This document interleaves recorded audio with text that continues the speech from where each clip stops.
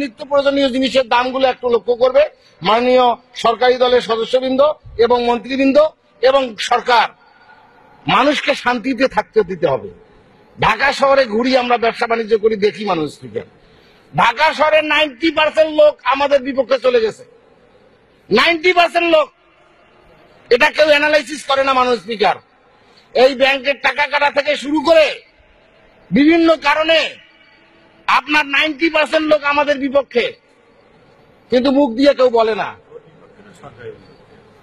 এইটা একটু অ্যানালাইসিস করতে হবে, একটা বুঝতে হবে। সরকারের বিপক্ষে চলে গেছে 90% লোক। ঢাকায় 18টা সিট, একটা সিট পাবেন কিনা আমার সন্দেহ আছে।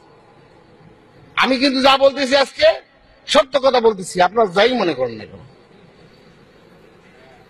এইটা অ্যানালাইসিস করেন, এইটা রেকটিফাইড করার আপনারা চেষ্টা করেন। দ্রুত এই চাউল এবং নিত্য প্রয়োজনীয় জিনিসের দাম কমানোর চেষ্টা করেন আপনারা, দয়া করে। ফাঁকা বুলি মারিয়েন না, বহুত ফাঁকা বুলি মারছেন। ক্ষমতা পিচ্ছিল জিনিস, এইসব কি মানুষ স্পিকার? যেটা বলবো সেটা করবো, এই তামেশা কেন মানুষ স্পিকার? জাতির সঙ্গে, মানুষের সঙ্গে, দেশের সঙ্গে তামেশা কিসের মানুষ স্পিকার? এটা কি জাতীয় সংসদ কি তামাশার জায়গা? এখানে বললাম আর যা সচিবালয়ে যা ভুলে গেলাম। আর আমরা কি অবস্থা, আমরা এমপিরা কি অবস্থায় পড়ি মানুষ স্পিকার? জনগণ মনে করে যে আমাদেরকে মন্ত্রী টাকা দিছে, আমরা মারি গেছি, কিন্তু আমরা সেই টাকা পাই না মানুষ স্পিকার। আমরা কাজ করতে পারি না। ওনারা বলে দেয় না, এটা কোন কথা মানুষ স্পিকার? আমাদেরকে বিদ্যুৎ করার কোন অধিকার কি তাদের আছে?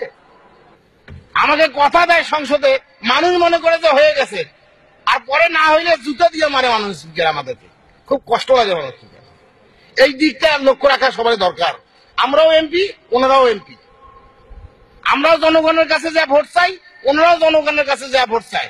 আমরা জুতা খাবো আর ওনারা ফুলের মালা খাবে, এটা হয় না মানুষ স্পিকার। এইটা ঠিক করা উচিত।